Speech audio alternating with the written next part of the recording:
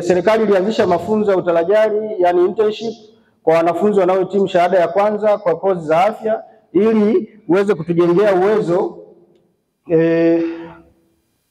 katika majukumu yetu. Kwa hiyo mafunzo ya utalajali yanaweza kutusaidia sisi kama watalajali kujifunza mambo ambayo hutakiwa kuyafanya tuwapo makazini. Kwa hiyo uanzishaji wa mafunzo haya ni hatua muhimu kwa serikali katika kuboresha utendaji kazi katika dhana ya usalama wa utoaji wa huduma bora za afya kwa wateja au wagonjwa wetu. Kwa hiyo Wizara ya Afya imetoa mwongozo huu wa usimamizi wa mafunzo ya utalajali ambao utatoa tafsiri ya mambo mbalimbali kwa lengo la kuboresha usimamizi na utendaji kazi wa watalajali kupitia mafunzo kwa vitendo. Naamini jamani, kila mtu alipata email ya mwongozo huu. Uongo kweli? Kwa hiyo tunao na tumeusoma, si ndio? Kwa hiyo mtalajali, mafunzo kwa vitendo yatafanyika kwa muda wa wiki 52 tangu tarehe ya kwanza mafunzo. Mtalajali atakayekuwa nje ya kituo atatakiwa kuomba ruhusa kwa maandishi kwa msimamizi wa mafunzo wa kituo. Msimamizi wa mafunzo wa kituo tunamuita nani? Intern coordinator jamani, si ndio? Kwa hiyo in case kuna jambo lolote limekukuta, toa nini? Taarifa.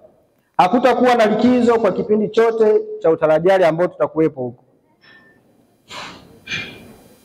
Kwa hiyo kwa mtalajali atakayekuwa nje ya kituo cha kazi kwa muda zaidi ya siku 14 atapaswa kupata idhini kutoka kwa msajili wa Baraza la Uuguzi na Ukunga kupitia msimamizi wa mafunzo wa kituo, akieleza sababu na kuambatanisha nini? Vithibitisho. Tumeelewa jamani? In case labda umepata na jambo lolote. Interns mko 741. Tuna imani kwamba wote mtamaliza internship, si ndio jamani? Lakini ngumu kwa watu 741 wote wakaanza wakamaliza shule. Hata vioni si hivyo hivyo wapendwa.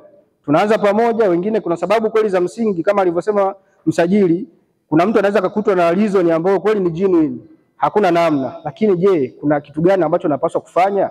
Muongozo ambao tumetumiwa kwenye email zetu tuhakikishe tunausoma, tuuelewe. Tumeelewa wapendwa? Kwa hiyo kikubwa, hata mkurugenzi wa huduma za uuguzi na ukunga alisema mawasiliano. Tumeelewa jamani? Haya.